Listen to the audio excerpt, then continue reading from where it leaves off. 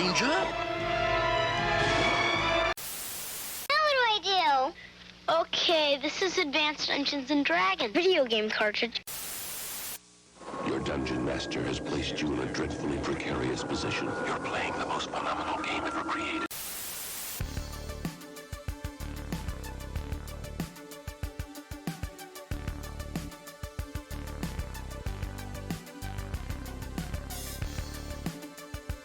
All right. Salutations, friendos. We're here. We're live. It's the Investigation Check. I'm Garrett, your host. And over there in the box next to me, or who is about to talk, if you're listening to this on Spotify, is the one, the only, the man, the myth, the legend, Chris. Chris, what's going on with you, dude? What is going on with me, man? All sorts of great things. We've got some lots of D&D stuff to talk about. Dude, we got so much D&D. So much D&D has happened very recently. What big D&D things have happened here, Chris? Why don't you inform me, mostly, because I don't know much. Yeah, because apparently you've been sleeping under a rock. Apparently. A rocket. And yes, that's actually more on the nose. Great job. Hey, thank you. I was proud of that one, actually. Yes, you as you should be. Spelljammer dropped yesterday. It's finally available for people to get. Some people not getting the hardcover yet because so many people have ordered them. Those are backed up, but the digital copies available right away.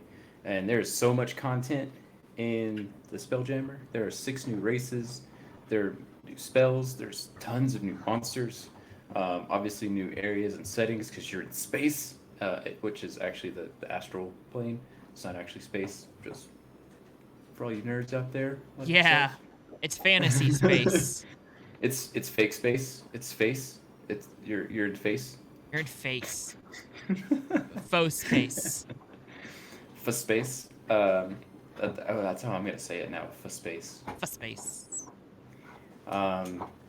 And so we're gonna dive into a little touch on Spelljammer races and some cool things. I've been geeking out about that for the last 24-ish hours, so that's been nice. But I had a thought about D&D. Okay, lay it on me. And it is headcanon for me now.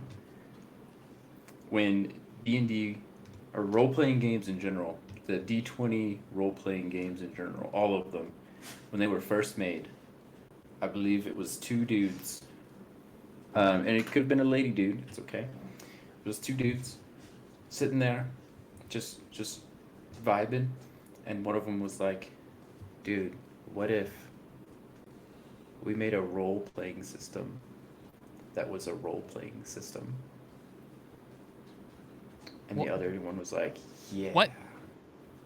A role-playing system that is a role-playing system. That's what it is. They did a good job. A ROLE role-playing system that is a ROLL role-playing system. You see, I'm stupid and didn't get that. Now I get it. That's a good one. Yeah. The English language is a funny beast. It is a funny beast. Yeah. But before we get into Spelljammer and all that, how's life for you, Chris? Is everything how's Colorado treating you? Man, it's been nice. It's really rainy over here, which is weird. They said it doesn't rain much. That was what was advertised. I was told sunny days all the time and it's dry. Yeah. It has been rainy all the time. I'm very jealous of you. It's not rained here in 1,000 years. But you know that. You're from here. Oh yes. I'm quite aware. It's the devil's armpit over there. It is. Temperature wise. And that's so wonderful. But just give it a few months when I'm like, it's so cold. You can't leave because you have a mountain of snow on your car. I get it. That's that. Just wait. It's coming around the corner. It's coming around the corner. It's coming around the mountain, literally, when it comes. Yes, it is. Yeah, that's right. Yes, that was a good one. Good one for you. Thank you. Um, for me, I started back at work on Monday. After a long summer of D&D stuff and getting married and honeymooning and all that. Now it's back to reality. Such as a teacher's life. So I've today. Well, I guess Monday was my first day back, and we had half a day meeting at a retreat, and then we just kind of hung out and played around. We did some archery and hatchet throwing, and kind of a lazy river pool system thing. Margaritas that were like $30. So I had Oh, one before I found out they were $30, and regretted that decision because it wasn't even that great, man. It was like real bad. Um, did they know y'all were teachers and like $30 they for a they did drink? not know. But here's the thing. They didn't open the bar, right? So they had the waitress come over and was like, "What do y'all want to drink?" And then they tacked on a $9 delivery charge because they couldn't open the bar, which was 5 feet away from the pool. So I'm not calling a scam, but come, come on. So the I would marg was like 20 never gone bucks. there. Then it was $9, and then yeah, it added up very quickly. So I had one one Yeah. marg, but then it was happy hour where you got to drink unlimited drinks for free, for like 1 hour. So I did. I had so much beer, and it was delicious. And then it was the next That's day, and the next day was not not as fun. Uh, but but that's the, okay. those unlimited beers came back to Yes, they say did hello. with a vengeance. It was shock top too. It was a good Mm. shock top Belgian white. It was quite delicious, Mm. I have to say. It's kind of like better Blue Moon in my humble opinion. But I'm not a beer snob. I just like fermented things. I And am now it's now, for which sure. is why going into D&D here, Spelljammer came out, and I am completely oblivious. So here's how investigation check is gonna work. Chris is gonna teach me and those of you that don't know anything about Spelljammer all about Spelljammer. And I'm gonna ask questions, and it's kind of like a Q&A where Chris just knows more than I do because that's usually how it goes anyway. And then he's just gonna learn me real good, and by the end of this podcast, we're just gonna know so much about the astral plane and no longer sleeping under a rocket. So, Chris, why don't you take it away and learn me something good? That's very kind of you. Just to tamper down expectations there. Um, I don't know everything or a whole lot because yeah. So this quiz may not be going so well, but ask your questions anyway, and we'll investigate all the same. Yes. And find out. But so Spelljammer. This is a basically a revitalization of the old version Spelljammer that came out way back in the day for AD&D. Shout out to my old school folks like this guy. Um, What? what? Spelljammer, it takes place in the astral plane, which is one of the several planes in the Forgotten Realms universe, which is D&D. Um, but the astral plane is a lot like space, which is why it gives a space piratey feel for this. You have basically floating rocks, types of asteroids, planets, different things like that. Very much resembles space. Um, Breathing is a questionable thing. Some places you can, some places you can't. Um, so very much like space. Although there is a fun little rule if you fall out of like off your ship where you would be able to breathe and out of that kind of zone, a little magic bubble would come around your head that would give you 1 minute of breathing. You would be able to do that because space magic, because this is full space. This is not Oh, full space. space. Full space. But that's pretty cool. Also, you could float around your ship because the way gravity works, depending on the type of ship you have, which is um, the various types of ships. There's some that are called Spelljammer. It's kind of where That's the name of the set. that's kind of where it all kind of comes together. And it's like, oh yeah, we recognize things. We like recognizing things. That's where that comes from. There you go. Um, yeah. Um, but a lot of good flavoring comes in through here, and it's not your typical, fantasy setting. We've got an axe. We come chop things up, um, and the wizard throws a fireball. That may not work in space, or it might because fireball is still the answer to whatever question you were asking. Yeah, And do if it didn't fireballs answer it, work in Spelljammer? Like, is there the explosions can't happen in space because there's no oxygen rule or anything like that? so it's a magical fire. So because magic, you can do whatever you want. I see. That is the rule. Because if you just need a magic harder. But technically, from a scientific standpoint, fire in space, fire in a vacuum, does not make the cylindrical column that you're used to, like over like a candle flame or like a campfire. Has like a vertical situation because hot air rises. It's kind of like coming up this way. In a vacuum, you don't have that, so it actually would make a sphere. So when you launched a fireball, it wouldn't just like spread out this way. It would spread out as a sphere. Isn't it a sphere anyway? I mean, I don't think most people play it that way, but meh. It's your fantasy, but technically, if you shot a fireball in space, it would explode as a sphere. Um, so that is. I mean, if you wanted to play it that way, or you could just do whatever you want, because it's magic fire, and It is a 20-foot radius sphere, is the okay. ruling. So there you go. There we go. I have never seen it played off the ground. Usually just hits targets on the ground, but I don't throw a lot of fireballs. You can do I whatever you don't want with either. a fireball, I guess. I've actually never thrown one or used one. TBH. You're missing out I on don't. like one of the milestones. I know, right? I need. It's one of my achievements for D&D. I haven't quite That's unlocked it yet. exactly right. Yeah. But anyway, back on track about the Spelljammer stuff. Yes, you can throw fireballs, so that still works. Fireball's still the answer. Um, and we've got some new races. There's tons of new monsters, but we'd have to unpack that some other time. But there's really cool new races that come in there. Yeah, tell us about these Um, races. Tell me about the things that I can be. Not the things I can fight. I can use my own imagination for that, but I want to yeah, know yeah, the yeah, things that I can be. there's space monsters and space clowns. Monsters wise, so just imagine. But as far as what you can be, what you can be, um, there are 6 new ones: Astral Elf, Auto Gnome, the Hadozi, GIF or GIF, depending on how you want to say that. There is the Tricreen, Thrykeen, um, and the I'm missing one. Astral Elf, Auto Gnome.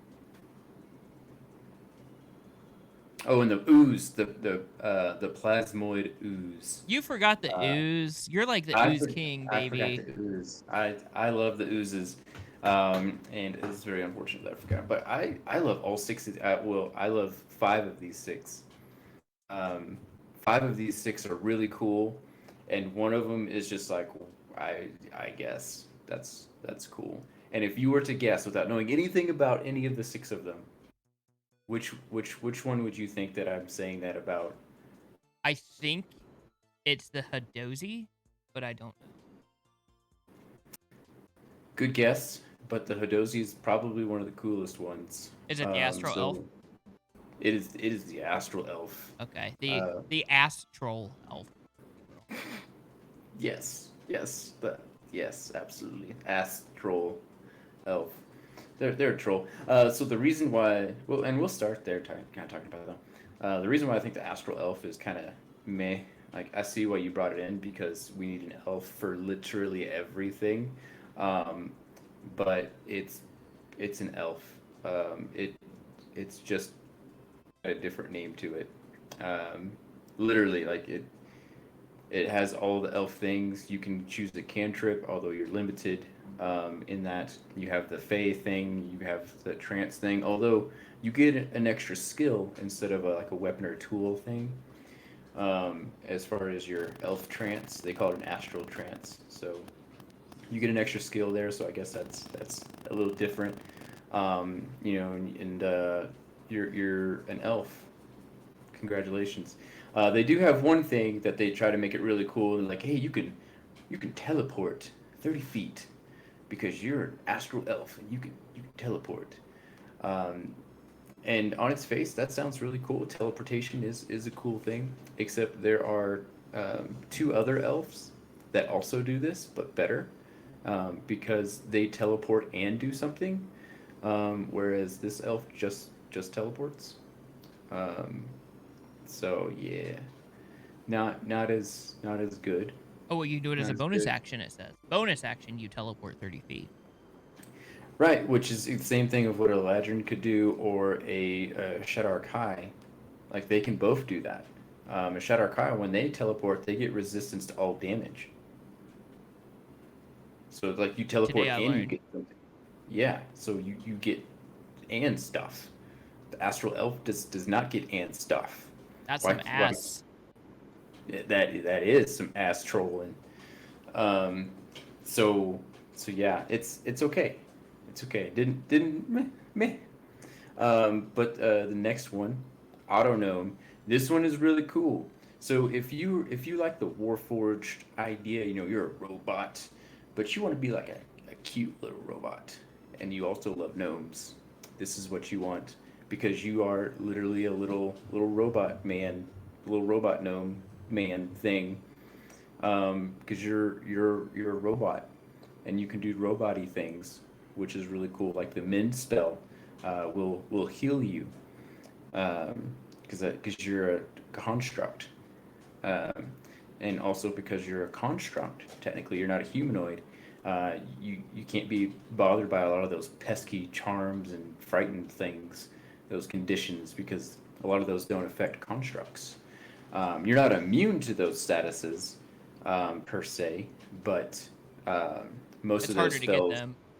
yeah, a lot of those Yeah. spells put in those contexts, like doesn't work on constructs or undead or some things like that. So because you're a construct, you get some cool stuff like that. Um, and just like the Warforged, you get a century sleep kind of thing for your long rest. You just stand there in off mode basically for 6 hours to get your long rest. You just sit there, and I call it a sentry mode because you can still see and hear everything that's going on. So you're just creeping, just watching, seeing what happens, just creeping. So if you wanted to be the guard for the camp, make sure they don't get ambushed while they're sleeping, while they're long resting. Um, that's a pretty cool feature. Auto gnomes. Excuse me. And then moving into the GIF. No. It's spelled GIFF, and there's a little controversy in the world of how you say the word GIF. How do you say that word? It's GIF. That- It's good. GIF, like Google. GIF and Google. It's a G. It's G. It's G. It's not a J. It's not a GIF. It's a I am GIF. not. My name is not Jarrett. It is Garrett, and that is a GIF. And I Google things when I don't know the answer. You don't jujule. I don't jujule. Jarrett does not jujule all over the web. Yeah, that sounds dirty. Um, That does sound really dirty. And I am not a dirty man. just the Google. I also say with a G and not a J. It is in my mind, Jif is a peanut butter. Um, you know, that's Jif. That's peanut butter. It's not a And it's not it a starts with funny a little. J. Exactly, and it's not a funny little haha. But it is actual lore that the GIF, GIFF, this is the race. Half of the GIF people pronounce it as GIF, and half of them pronounce it as GIF. And when they run into another fellow of their race who says it the other way, they will have a confrontation. Not that they're gonna throw down and beat each other to death or anything like that, but they will have some words. That There will be an is exchange. official canon, because Wizards of the Coast is very cheeky, and you can play a GIF or a GIF. um, and another cool thing about them is that they're a hippo. You're a hippo race. And that makes me happy because hippos are awesome all on their own. Um, although you don't get a swim speed, and that's something I feel like needs some rectifying. No, you get a swim Uh, speed. You have a swimming speed equal to your walking speed. oh, is it in there? Yeah, your walking speed is 30 feet, and you have a swimming speed equal to your walking speed. See, I that was a test. Everyone listening, that That was a was test for Jarrett. And Jarrett passed the GIF test. Yes, he did. He passed it for sure. Um, I think the swimming speed should be faster because hippos are faster in the I water. also But agree with that, but also I think it's a balance thing more so than a flavor it, thing. it's a balance thing for sure, for sure. But I also want to play in a water campaign where I'm a hippo and I'm just zooming everywhere through the water, as a giant hippo death machine, because that's what they are in real life. Um, Yes, that they are. but and weirdly enough, the hippos are really good with guns or juns, I guess, depending on what kind of GIF or GIF you are. Um, but yeah, they have firearm mastery. They're good with the guns, the firearms. If your J master allows it. Um, now you're gonna miss out on tomorrow, and that's unfortunate at our table. I am. Yes. But I'm gonna play a GIF. I am playing a GIF druid tomorrow. Our DM who's running the table tomorrow does not know this yet. But his name is spelled Geoff. Geoff, the GIF. Yeah. I love And that. he does pronounce it GIF. And in fact, he does not use the letter G. All G's are J's. So he is chaotic Jud. And he How has a Drake flavorful. club. He has a Drake club. He's gonna have an animal companion because he's a druid. That is a giraffe. It is George the giraffe, and it is with a J. It's the only thing that seems to make sense. Um, and he's gonna do some really great things like cast Gust of Wind. Uh, Did you just find he's just gonna, everything that could ever start with a G, just so you yes, could have a J? yes, and he also has a Glaive in case his Jun doesn't work. Which I don't think we have Juns in this setting. You do now. um, and I'm gonna do that the entire time. Um, yeah, that I would is. like to retcon Rudius Tudius Shootius to be uh a GIF now because he got that firearms mastery. That is perfect. Because I That don't remember is. what he was before. He was an Aarakocra, maybe. Hmm. I don't remember. Yeah, So yeah, he was he's a GIF now. Aarakocra. Yeah, He he was. transformed into a hippo. I decided. It is canon now. Um, yes, I like that a lot. Also, I'm gonna cast a spell Conjure Animals to bring in two more hippos and then wild shape into a hippo. So I'm gonna be a hippo that turns into a hippo, like a for real hippo.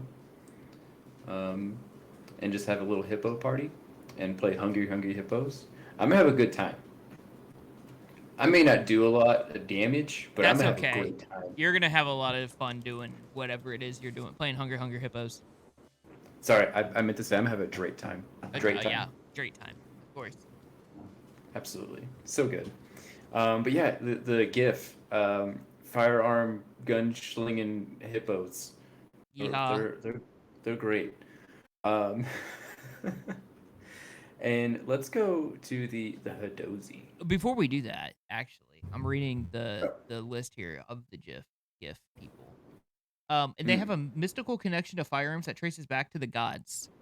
So you know Ooh. that line in Mandalorian, the weapons are a part of my religion.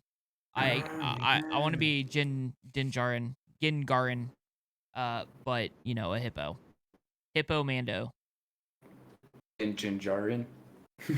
Yeah, Din Darren Ooh, George. someone in the chat help us out with that. Um, yes, you could totally use that line. Weapons are my religion. Burn, burn, burn, burn. That Look, just it's sounds really and cool. it's astral, like face themed. So like it totally works. Tell me, Oh tell my me it's not gosh, gonna. is There's not. is That's a one shot, right? Protect the baby as a gift. Gift bounty hunter. oh my gosh, is Mando a GIF? Mando's gift confirmed. Mando's a GIF. Yes, Pedro Pascal is a hippo. that's why they never take off the helmet because they're actually just a big hippo. That- Dave Filoni, hire us. We deserve to be on payroll. Just saying. Yes, yes, and they also carry a flamethrower on their arm. That way, everybody can tell that one's a Zippo, one's a hippo.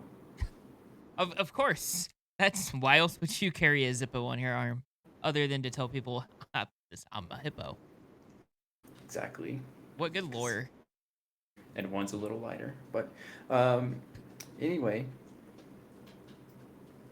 That was a good one. Any questions about the good old GIFs? GIFs? They're my favorite so far, for sure. Absolutely.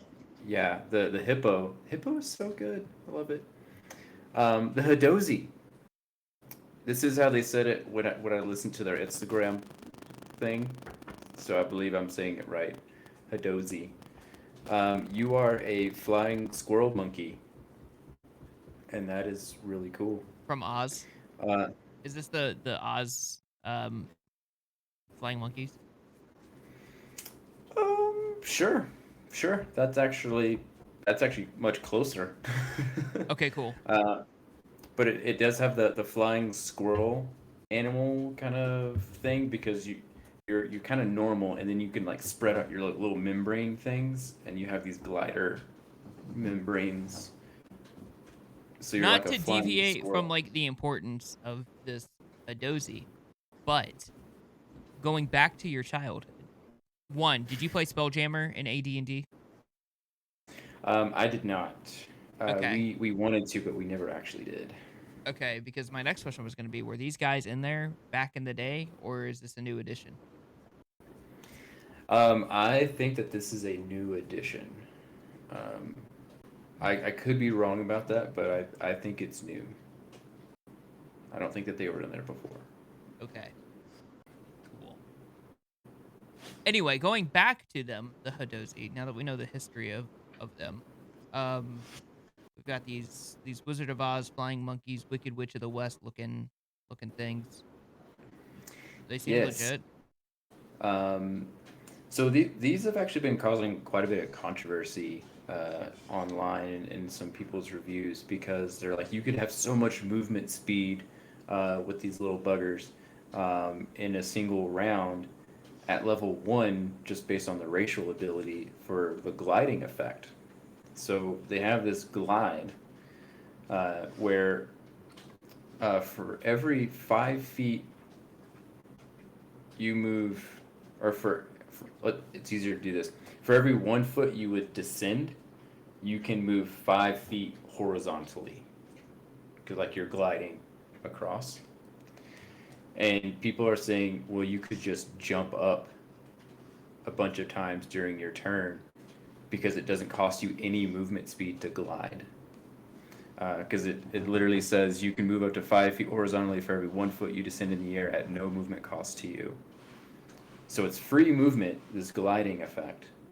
They're like, you could just glide, just jump up and glide and gain an extra 5 feet for every 1 foot that you can jump.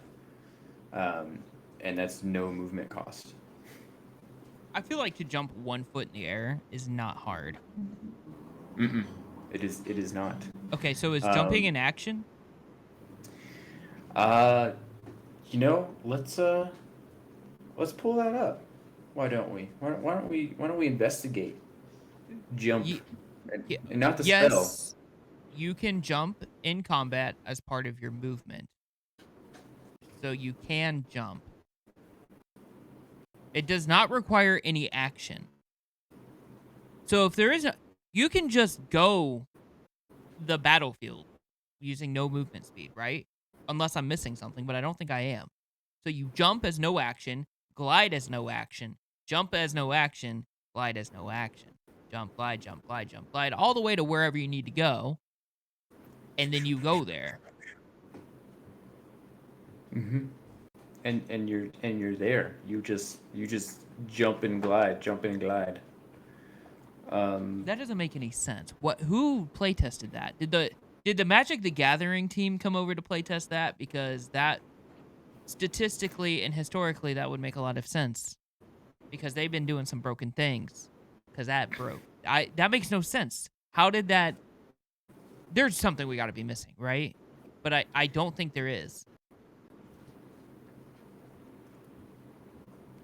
And you're sure that it costs no action? It costs no action. Huh. Part of according to RPG Stack Exchange, you can jump. Yes, you can jump in combat as part of your movement. No, you can't jump further than you could move anyway. Rules as written, the jump spell doesn't extend the distance. So, you can just jump because you can, and then you glide. What is it? 30 feet, did it say? You glide 5 feet 5 for feet. every Yeah. one feet that you jump up. So if you jump up 3 feet in the air, you could glide 15 feet. So what's the jump? What's the jump limitations? How many feet can you jump? When you make a high jump, you leap into the air a number of feet equal to 3 plus your strength modifier. So is high jump in action?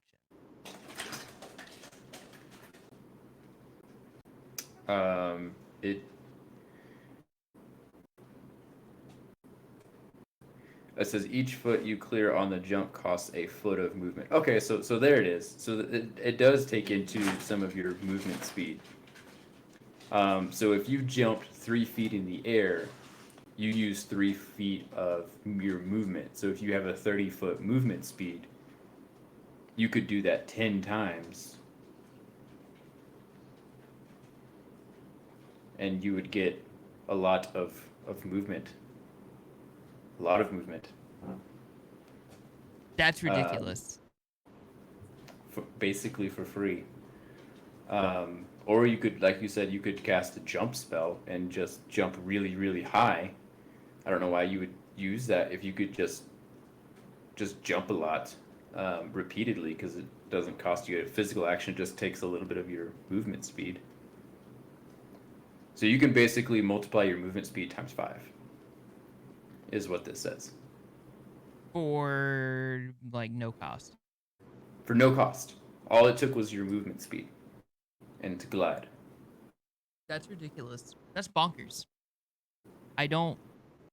Okay, so we've pretty much hit that horse. We're beating that dead horse because we know it jumps. But what else does this guy do? He can play things with his feet. As a bonus action, Yes. he can use his feet to go do stuff. Hey, you look a lot more clear now, by the way. I don't know what you did, but your photo quality coming in super clear. So good job. Your internet became better. Probably. That's what I'm going to go with. Or my internet became better. Or maybe they both became better. They became as one. They've joined forces. So the dexterous feat. Now I want to get your take on this. As a bonus action, you can use your feet to manipulate an object, open or close a door or container, or pick up or set down a tiny object. Okay, so you can manipulate an object, open, close a door container, or pick up a tiny object with your feet. Now, Okay. if I were to say a soul knife rogue, and it said that I get one psychic knife with my main hand, and as a bonus action, I can attack with my other free hand with another psychic knife. Would you as a DM say I could wield that with my foot and kick somebody with my psychic knife? You see, you know me. You know how I DM. I play short. I play the short card. Whatever you want to do, sure. So yeah, I would allow that because why wouldn't I? I want you to have fun. because If you want to feel like a badass, please do. because that would be really cool. And I'll bring that up because that's actually a little bit in the build that I'm gonna reveal later. Um, yeah, so they can do that. And then the other thing, and as if the Hodozi wasn't causing enough controversy, these little jerks also have this Hodozi resilience, where you've got this reaction that you can take. You can roll a d6, add your proficiency bonus, and reduce the damage of whatever you took. So you Okay. could, in theory, at max level, reduce up to 12 points of damage that you took. Now you can only use this up to the number of your proficiency bonus. But do you know how broken that could be? Okay, so let me ask you this question. But again, you said you don't know much about the lore. I absolutely don't know anything about the lore, but I'll ask it anyway. Is there a lore based reason as to why these monkey squirrels have this? It is the magic that runs in their veins is the That's a cop description. out. That's a cop out. that you get. Let me go on my creative writing soapbox for a second. Do it. If it is magic and that is it, that's silly. And you know, the new Star Wars trilogy, speaking of Spelljammer, is not my favorite Star Wars trilogy of ever. It's just I don't think it's anybody's. Okay, but that's not the point. The point is there's the scene in Force Awakens where Han's like, "That's not how the Force works," right? Because the Force cannot be a cop out for every single thing that happens. So if it's resistant because that's the way its magic works, that's a silly, silly reason. Thank you for coming to my TED Talk. That's all I have to say on the matter. I felt like a better explanation would have been because you have super monkey like reflexes and you can adjust the way something hits you, and that is how the damage is reduced. I think that would be much more cooler, but then they'd be like, but that sounds like a Dex thing, and people may not be making a Dex character with this. Which I don't know why you wouldn't, because I feel like they're perfectly made for being Dexy. They're very Dexy. They are very Dexy, I must say. Um, so yeah, if you were a barbarian who was raging, and you're taking that sweet half damage, and then you're like, you know what? I'm also gonna reduce that damage because I'm a flying squirrel monkey. Screw you, guy. You don't do no damage to me, and I can do this again. I can do this all day, except maybe only up to 6 times if I'm level 20. Or if you're like level 2, it's like I can do this all day except one more time. I would like Gundyr, by the way, speaking of Gundyr, I would like Gundyr to be retconned into a Hodozi and not a dwarf. Because tell me he's not just like Planet of the Apes, a mean monkey. Oh my gosh, yes. That would be so good. And speaking of Planet of the Apes, I wonder if that's where they got this kind of idea from. You know, space monkeys, Planet of the Apes, of course. That's where they should go. No. That is what you cannot tell me that that's not the flying monkeys from Wizard of Oz. That is 100% what they are. You look at their silly little hats. Those hats. It's got to be Planet of the Apes because Planet of the Apes was better. I mean, I don't disagree with you on that. I'm just saying, if I look up flying monkey, Wizard of Oz, and judging but what I know about the Wizard of Oz, which is very little, they're well, okay, maybe they're not. I don't know. I think they are. You can't tell me that they're not. But if I googled space monkeys, okay, it pulls up the monkeys we sent into space, and apparently there's a music video by yeah. Placebo. Okay. Yeah, so that maybe that wasn't a good example. Okay, I got destroyed on that one, but Space still, Monkey Coffee. Planet of the Apes, so much better. Besides, then you could go, get your hands off me, you damn dirty ape, and everyone would be like, oh my gosh, that was such a good line. And that would really resonate with people who watch movies. Um, There was a Planet of the Apes game for there's a PlayStation 2. game. Yep. There's a It video was game. a there was a Planet of the Apes game came out when who was it? Tim Burton did the newest one. That's not okay. Oh, No, that's not true. The newest one's the trilogy. He did the one from like 2002 or 3. oh yeah. The one with what's his face? The guy that looks like Matt Damon, or was Is it it? Matt Damon? Isn't it Mark Wahlberg? Mark Wahlberg. Yeah, they look alike. Yes, and it was 2001. I was right. And it was Tim Burton. I was right. I just hit that right out of the park. Movie buff Wow. right here. Okay, but But did you see it though? I did. I saw it in theaters actually. Oh, And okay, okay. I remember seeing it in theaters because I went to see it after a day of dirt biking with my dad. Oh, fun childhood memory there. That must have been a Yes. great day. You went dirt biking and then you went to the movies. That's great. Yes, it was a very good day, so much so that I remember it 21 years later. Heyo. And I learned how to ride a motorcycle, a dirt bike, before I learned how to ride a bicycle because I didn't have to use my little feet.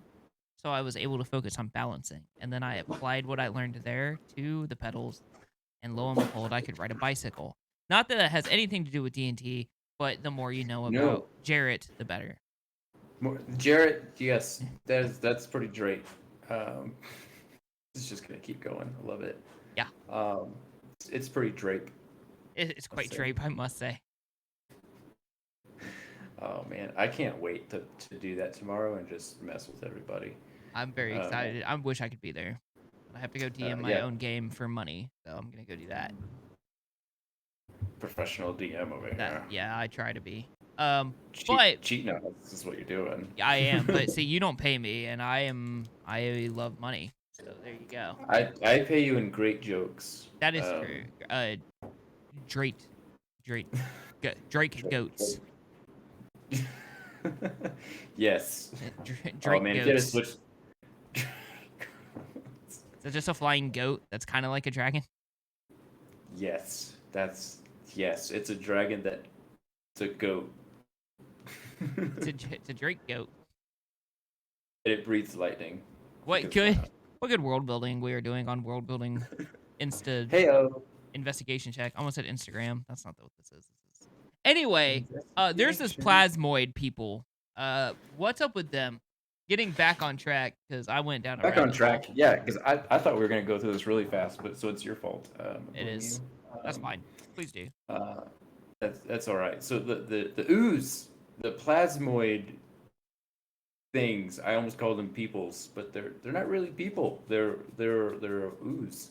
The creature type. It literally says you are an ooze, and I think that's hilarious on itself. And you can be oozy. You can fit in. You can squeeze into a 1-inch space. Just right through it. I hope that made really good sound effects. That was quite the ASMR, I have to say. Oh yeah. Which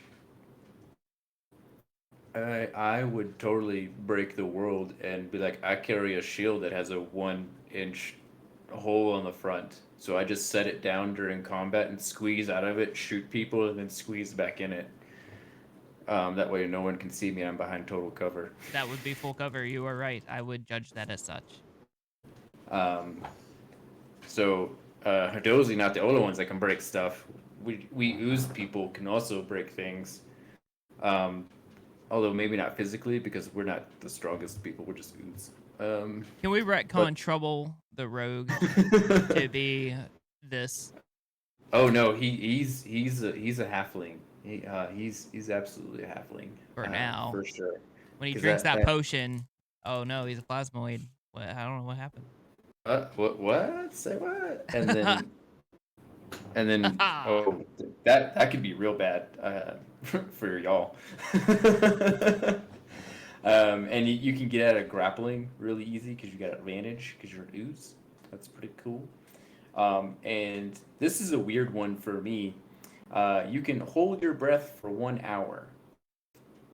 It's weird because the fact that you have to breathe as an ooze.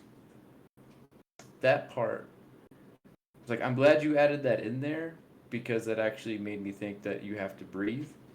I wouldn't have thought you would have had to breathe as an ooze. Not gonna lie, It is fair. because you're just an ooze. But I guess you got to fill up those non-existing lungs somehow in the ooze thing. That's cool. But you do resist acid and poison stuff, and saving throws and on poison condition. That's really cool. And then the shape self. If you want to wear armor and use weapons and things, you can ooze yourself to look like a person. With 2 arms and 2 legs. Um, you can even do 1 arm and 1 leg if you wanted to. I feel like this is highly uncreative because what if I wanted 8 arms and no legs? I think that should be an option, or 4 arms and no legs. I should just be a blob with 4 arms on the ground. I would allow Because that. that sounds so much more fun. But again, I kind of like what you said about the hippo. It's a balancing thing, I guess. It's like, look at this ooze thing over here whipping out 4 short swords and stabbing everybody a billion times in a turn. It's Guess just can't do worse that. changeling. I mean, basically, although you can squeeze into that space. Also, you get a pseudopod thing. You can take some ooze off your body and make it into a shape that's separate from your body. It's basically mimicking Mage Hand spell because it can manipulate an object, it can open and close a container, it can pick up stuff, tiny things, can attack. It can't activate magic items, but it can't lift anything more than 10 pounds. So it's literally Mage Hand. Yes. It's basically just a reflavored Mage Hand, um, but it's still pretty cool. You could be an ooze. In the Um, Magic world, we call that a functional reprint. It is a card that is literally another card with another name. sounds like nerd stuff to me. It is very nerdy, I Um, have to say. and then let's move on to my favorite race Are these the that bugs? dropped. This is the bug people. Is this the General Grievous, General Kenobi, you are a bold one looking folks? This this is the General Grievous wannabes. Yes, that is absolutely facts. The Thrycreen. Um, I say it wrong all the time. It's one of my favorite peoples, but I still keep saying it wrong.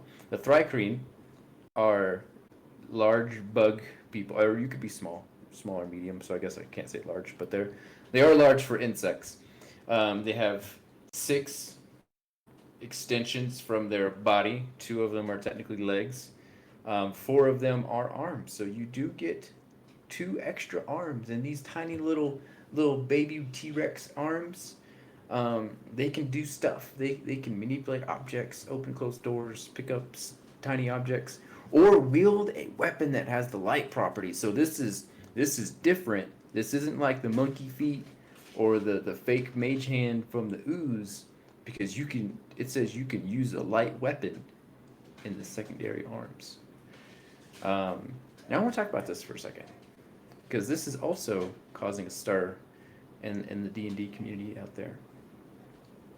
So I'm gonna read you the thing, the racial thing, and I want you to put your rules lawyer cap on, and you tell me how this goes. Let's do Secondary this. arms. You have 2 slightly smaller secondary arms below your primary pair of arms. These secondary arms can manipulate an object, open or close a door or container, pick up or set down a tiny object, or wield a weapon that has the light property. I want to circle in on that wield a weapon that has the light property piece. It says a weapon, so you can't put a weapon in both, I would assume. So that's why you can't be General Grievous. You can only put one of them in there. But if I wanted to say, hey DM, I would like to wield a great sword in my 2 regular arms, and in my tiny arm, my secondary arms, I would like to have a short sword, which does have the light weapon feature. What do you say? I don't. I mean, in the rules as written, right? You should be. I mean, it says a light property. So yeah, you got a great sword and a light sword. And what did you just say? What kind of sword? A great sword and a what? A short sword. Yeah, a short sword. Yeah, which is light. Then yeah, that's fine. That should Okay. work, right? And then with that, I would like to make my attack with my great sword, right? Yeah. Just as normal with my two regular arms. And then my two little T-Rex arms, I would like to use my bonus action to attack with my offhand weapon. But does it count as an offhand weapon? I mean, What is the isn't offhand it? weapon ruling? You let me know. I will. I will right now. Offhand attack in 5e from Black Citadel RPG. Light weapons. To make an offhand attack, you must be using a light weapon. We are.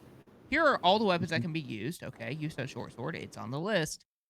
This gives you an interesting combinations, considering you can also throw a weapon with your offhand, assuming it has the throw property, right? Also, make sure you are using finesse weapons if your dexterity is higher. If your strength is higher, use light hammers. Okay, so um, dual wielder. Ignore the rule. Okay, so can you take as a bonus action? You Hmm. can make a second attack with a light weapon you are holding in your other hand as a bonus action, provided you have made a weapon attack with a light weapon as normal. Greatsword is not on the light weapon list, so no, you cannot take that as a bonus action because the caveat is that the primary attack has to be a light weapon as well. So, what if I took the dual wielder feat that says I could ignore the light property? Then yeah, dual wielder allows you to ignore the rule, which means you have two light weapons. If both weapons are one-handed, it doesn't matter that they have the light or not. Great sword is not one-handed though, right? So it still doesn't work. So, then that raises the question in my mind, what's the point of these secondary arms? Is it flavor? But even then, what? I mean, for what? Is 'Cause, I mean, I? there's still things you could do with this. Yeah, Because you can still press buttons and stuff with them. well, yeah. I mean, aside from the great sword, because that's the option that's causing a lot of controversy.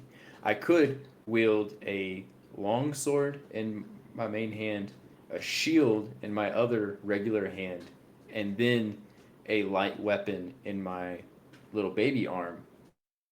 And now because if I have the dual wielder feat, now they're both one-handed. So I would be able to attack with both of them, That and would I get the benefit of a shield. that would be the way to do it. That's the only way you can do it. Rules as written, that's the only way you can do it, and it makes sense, right? Because Mhm. both are simple weapons, and that's how dual wield works. So you get a AC bonus from the shield, and there you go. But do me a favor. Do you have the monster manual handy by chance? I do on the computer right here that we are streaming on. Yeah, yeah. Pull up the Thri-kreen in the monster manual. Oh, are they in there? Yeah, they sure are. They have been a monster since 1982. Oh, Fun that's fact. crazy. Everybody. Oh yeah, they Yeah. are in there. I did. Yeah, you not wrong. Look at that. Okay, Do you see the image that's in there of the Thri-kreen? where he has a pole arm and like a ninja star, Mm-hmm. Mm-hmm. Mm-hmm. which is a So two-handed weapon. wizards, I believe, rules as intended, is that you can use a two-handed weapon with your main hands, and you can use the little bitty weapon with your baby arms. I think that's rules as intended. I I will die on that hill. I agree with you on that. There's like a couple Magic the Gathering things, right? And this was a huge thing. When was this? I don't remember. It doesn't matter. This isn't a Magic podcast, but it's Wizards of the Coast, so it's kind of the same thing, right? But there's like the cards, the art on the cards should dictate what the card is and what it does, right? So if it's got like a red background and the mana cost is blue and white, well, that doesn't reflect the blue and white colors that you would need to summon said creature or spell or whatever, right? And that was a huge thing. It was on Magic MTG Goldfish podcast. They talked about it a couple weeks ago, maybe like 2 months ago. I don't know. Not that it's important, but the important caveat of that is the art on the card is a shortcut to what the card does. The art in the monster manual, in the same way, is a shortcut to what the monster is and what it can do. Hence, rules as intended should dictate that if this bug has a pole arm and a ninja star, so too should you be able to use a pole arm, ninja star, because that's what he is doing. And this is our first 5e look at how these creatures work. Thank you for coming to TED Talk number 2. TED Talk number 2. This one was actually about D&D. That was. Yes, I believe very firmly that it is rules as intended that the Thri-Kreen with their little baby arms, you can make a bonus action attack with your light weapon there, regardless of what your other two hands are doing. It doesn't say you can't. I know the rules as extremely written says you technically you cannot, but those rules are written for the basic two-armed people. It ain't meant for the four-armed superior beings. Yeah, this is when 5e was basic and everybody had 2 arms and 2 legs and was a humanoid. Exactly. We've gone above and beyond since then. If they didn't want to invite this madness, they shouldn't have made the art that way 7 years ago or whenever 5e came out, and they also shouldn't have given us little baby arms that can wield a light weapon for the player race. That is how I would do it. So yeah, the Thri-Kreen, pretty cool. When is a Tarask going to be a playable race? Asking for a friend. I think you should homebrew that and let us know how that exploration goes. And I want to see it in like a balanced way, to where it's like you don't play a Tarask for balance. You play a Tarask because it's badass. You silly goose. Is that all the races? That is all 6 of them. Oh yeah, and because you're a bug, you're also a chameleon with the Thri-Kreen, so you can change the color of your carapace to match you're a bug, you're a chameleon. Yes, because you're a bug, you're a chameleon. That's exactly how that works, and you can change your color of your carapace so that way you get advantage on your stealth check, and you start off with 13 AC plus your dex. So I would totally make a Thri-Kreen barbarian who wields a freaking greatsword and some type of light weapon in his little baby arms that he could poke you with after he smashed your face in with his greatsword, because that's super fun to me. And yeah, that's what I would do. Can you change the flavor of your bug? How so? Like, you want to be a different type of bug? Yeah, like in the monster manual, he kind of looks like a wasp, and this guy he kind of looks like a wasp too. But like, can I be a cockroach? A cockroach is probably more accurate to what they are. See, back when the monster manual and the player's handbook was written, right? There were all these rules and like racial things and all of this, that, and the other, and that's just like the way it was, and that's the way it will be. You can't deviate from the path. And then Tasha's came out and said, we can do whatever we want because we are the players and it's an imaginative world. You can be who you want to be. Yes, but everything was about being badass. Everything was about being like the best you can be, these great warriors and, fantastical heroes, right? Nowadays, it's not that way, I don't think. Like, for me, I enjoy the roleplay aspect a lot more than the combat aspect, and that's not for everybody, and I get that, and that's fine. But just because the Wasp is like a badass, right? He's a badass Wasp. I want to roleplay like a cockroach. I want to be hated by everybody because I'm a cockroach, and I want people to hit me with newspapers because I'm gross. And I will go eat your sandwich. You leave food out, and I will find it in the walls. I want to climb the walls of the tavern and observe from a distance. And I get to survive Fireball, too, I decided, because I'm a cockroach, and cockroaches can survive that. Because why not? Exactly. See, I would play an ant because I feel like an ant would be hilarious right here, and just those big chompers. I would use it for intimidation. Just big chompers. I would would like to be use my awesome. big chomper feet to get advantage on this what's the word? What's the check? Uh, intimidation check. Mm-hmm. Because I have big chompers. That's what I want to do because I'm a giant bug and that's just not natural. Um, and because they're not humanoids, you're a monstrosity. Yes.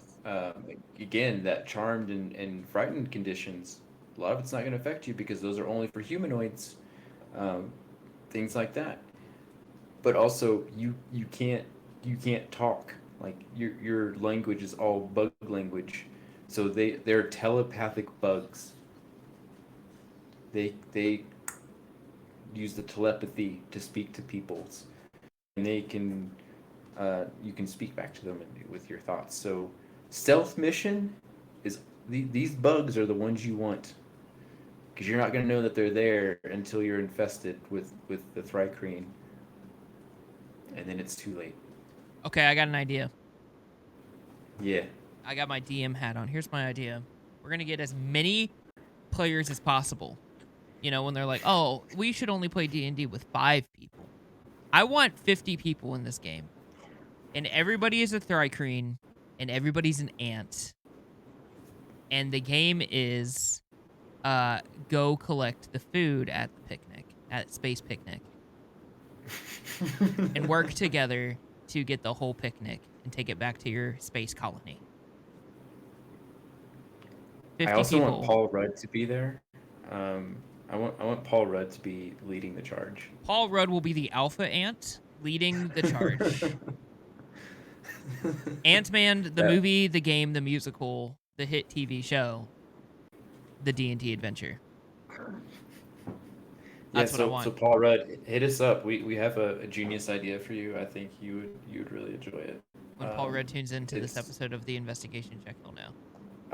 Yeah, he absolutely will, and he'll be like, "Yeah, dudes, I'm gonna totally do that. That sounds awesome." Um. Anyways, I had 2 more things for our podcast sesh today. I know we're running a little late. One of them's quick. If you want to hear something I had Let's learned go. slash thought about this week. Let's This do it. actually happened at our table last week. Um, good old Hexblade stuff. Unity team. Now, I didn't ask you about this at the table because it didn't matter because the thing that we were fighting only had 1 HP left, so it did not matter. But I want to read this. I want to read this to you. The Hexblade's Curse for a Warlock. Once per short rest, as a bonus action, choose 1 creature you can see within 30 feet to curse it for 1 minute, or until the target dies, you die, or you're incapacitated, blah, blah, blah. Against the cursed target, you gain and it's your charisma modifier, bonus to damage rolls. It just says a +3 bonus to damage rolls because that's my charisma modifier. Okay. And you score a critical hit on a 19 or 20, you gain HP if it dies. But particularly that sentence, you gain a +3 bonus to damage rolls. Okay. Now, in that incident, my damage rolls, I had a damage roll for the weapon damage. I had a damage roll for the fire damage. I had a damage roll for the thunder damage.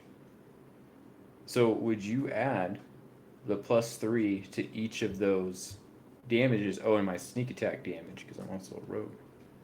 would you add a +3 to each of those damages? Because those are individual damage rolls. Okay, so Because I would have to tell you, yeah, that's 8 piercing damage, that's 4 fire damage, that's 12 thunder damage, that's so much sneak attack damage. okay, so Would that be a the Hexblade Warlock, right? That's what we're talking about. Just to make Mhm. sure that I'm on track here. Okay, we're talking about Oh yeah. Hexblade. What part of the Hexblade adds that? It's the Hexblade's Curse. It's the class feature. It's not a spell. It's a class feature. Right. Okay. So from Xanathar. I believe Hexblade is from Xanathar. Yes, Hexblade's Curse. At what level are you? 5. Okay. So, starting at first level, you gain the ability to put a curse on someone. As a bonus action, choose one creature within 30 feet that's cursed. Okay, so that's... It's the feet, you said. Which feet, though? Hexblade Curse. You were on it. Oh, that is... Okay, so that's... That's it. Any Mhm. any roll is that. Okay, so if a cursed hit dies, you regain points. Okay, so you gain a bonus to damage rolls against the cursed target. The bonus equals your proficiency bonus. Okay, I see it now. Or Okay. proficiency bonus, I guess. The curse ends early if the target dies or you die or are incapacitated. Until the curse ends, that you gain the following penances. You gain a bonus to damage rolls against the cursed target. So to me, that reads as any damage roll. Anytime you roll damage, you do the thing. The bonus equals your proficiency bonus. Mhm. Whatever your proficiency bonus is, you add that to damage. No, it doesn't say Right. what kind of damage, bludgeoning or radiant or piercing. It just says damage. So, for every time you roll a damage roll, you roll that also, or you add that also. And it does not say, you only get 2 charges and then a long rest, you get it back. It's any time. Starting at first level. Unless they're not cursed, then you don't get any of this. But if they are, then you do that. You gain that.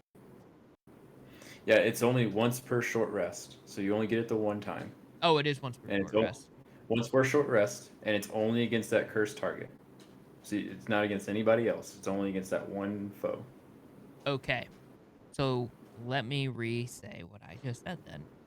The first time you do damage, I'm using my Magic the Gathering brain for this, right? Okay, so let me explain why I'm using this brain. In Magic, you have something called the stack.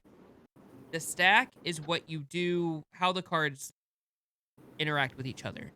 So, and it's literally like a stack. So you cast Fireball, and then somebody casts Counterspell. The Counterspell resolves first, taking away the Fireball. It never happened.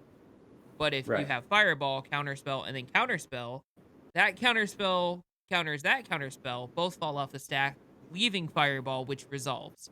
And then it's done. Mhm. So Yes. now, if you do damage, it resolves. You use the proficiency bonus damage that you get from the curse. It's done now. It's resolved. That charge is no longer there.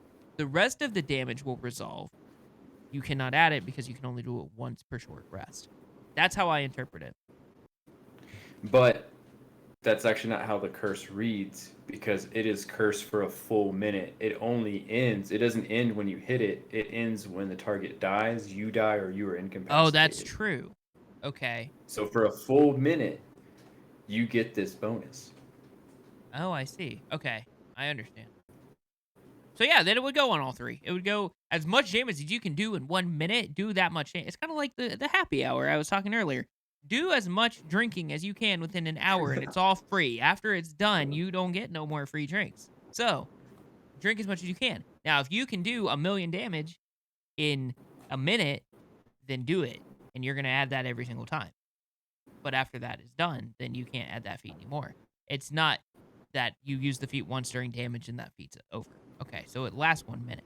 It's like an effect Mhm. in any MMO, right? Like you do the damage on the mob, And as long as that spell is on it and that effect is on it, it's gonna do it, whatever that is and whatever MMO that is. I mean, it doesn't matter, but that's how it would rule in video games. Not that D&D is a video game, but that it's like it because it lasts a minute. So any damage you do is that proficiency bonus. There you go.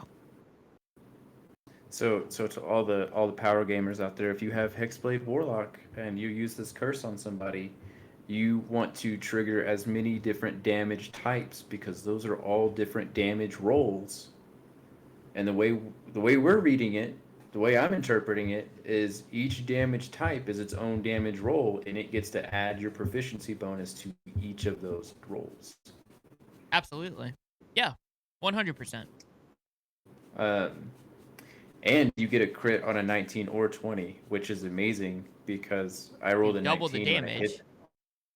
Yeah. So that means you That- get it was- to do that proficiency bonus thing twice. Oh, I didn't even think about that. Oh shit. oh snap. Those are two different rolls. That would be two different proficiency bonuses added.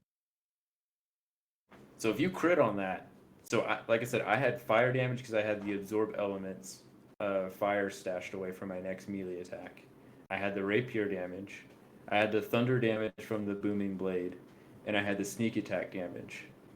So that was 4, and if it's doubled because of the crit, you're adding 24 points of damage right there, and you haven't even rolled any dice. I'm sorry. That's a lot of damage. And he only had one. He literally only had 1 hit point left. That sucks. I unleashed everything. I was like, I have a sweet combo to use, and this is a giant monster. We're mostly dead. I was gonna save this, but I'm gonna use it now because I think we might die. And he only had 1 hit point. And then he had 1 hit point. So there you go. I should have homebrewed that stat block a little better. And by that I mean I should have homebrewed a stat block. So not just pulled one out of thin air and changed the hit points. But oh well. Say la vie. Yeah. But with that being said, I guess that's I mean, we are at about an hour and 6 minutes in, not counting our little intro. So do you have any closing thoughts as we close out our Spelljammer and Hexblade rulings? Just one.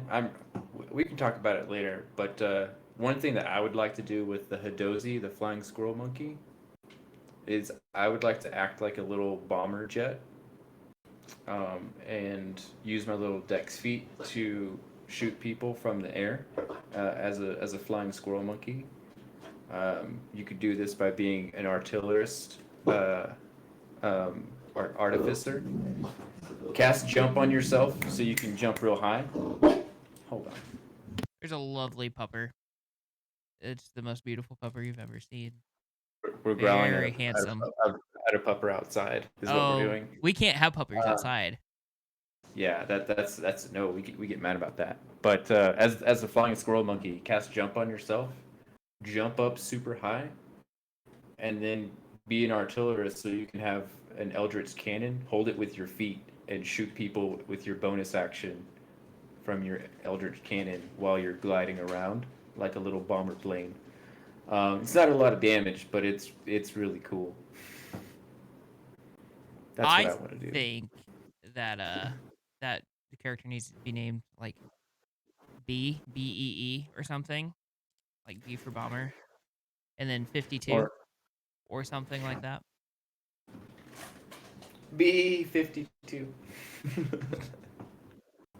My closing thoughts. Do I have any? No, not really. I think Spelljammer is cool. I think Spelljammer is going to be a lot of fun. I have not read the adventure or any of, that at all. I know nothing about it. All I know is that it takes place in not outer space, but totally outer space. It reminds me a lot of Treasure Planet, the movie. Mm-hmm. Yeah. And I'm excited to play it, and I need to get my hands on the adventure so I know what's up. But I did buy the races and the spells and all that, so we have access to those on D&D Beyond, or I have access to those on D&D Beyond. So that's the most important thing. yes, it is. Absolutely, it is. I will humble myself a little bit, and Chris had to tell me that I had to you can buy individual elements of the book. So I was buying books and not just like the most important parts of the books because I don't need the adventure part. I just need the race stuff and like the spell Hmm. stuff and the magic items. I don't need all the extra stuff. So I saved a little money Exactly. this time I did it. And then I went into Ravnica and Theros and Strixhaven and picked up those stuff too while I was at it. So I had quite an There you addition go. to my collection today. As um as General Grievous would say. So life is good over here. Um That's awesome. but with that being said, I think that's about it for us today. So Yes. may the road rise to meet you all. May the wind be at your backs. May your rolls be 20s and your GMs gentle. And until we see each other again, my friends, may a friend hold you close. And we'll see you next Wednesday on the investigation check for episode 3. Take care. Bye, everybody.